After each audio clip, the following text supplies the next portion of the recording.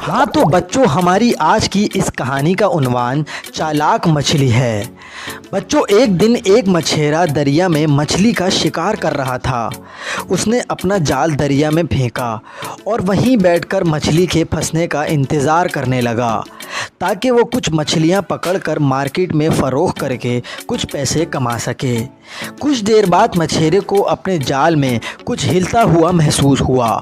वो खुश होकर सोचने लगा कि आज तो जाल में बहुत सी मछलियाँ फंसेंगी और वो इन्हें बेचकर बहुत सारा पैसा कमाएगा।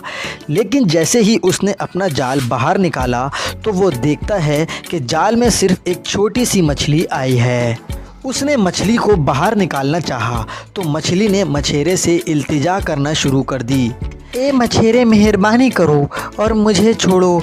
मैं तुमसे दरख्वास्त करती हूँ कि मुझे छोड़ दो। अगर तुमने मुझे ना छोड़ा तो मैं मर जाऊँगी। मैं पानी से बाहर नहीं रह सकती। मुझे दोबारा पानी में डाल दो।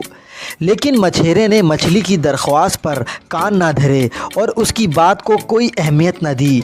लेकिन इस मछली ने भी दोबारा इस मछेरे से कहा, ए मछेरे, मैं तुम्हें कुछ बताऊंगी जो तुम्हारे बहुत काम आएगा।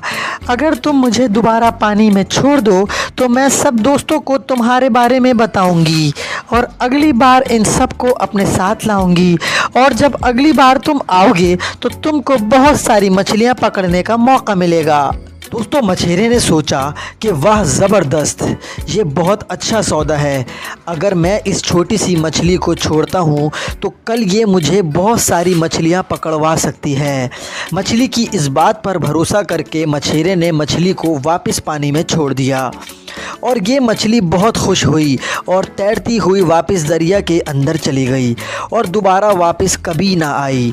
बेचारा मछेरा अगले दिन दोबारा इस सोच के साथ आया कि आज तो इसे बहुत सारी मछलियां पकड़ने का मौका मिलेगा जो ये छोटी मछली इसके लिए लेकर आएगी। लेकिन वो मछली बहुत चालाक निकली और उसने अपने साथ साथ अपनी चालाकी से और दूसरी मछलियों की जान भी बचा ली।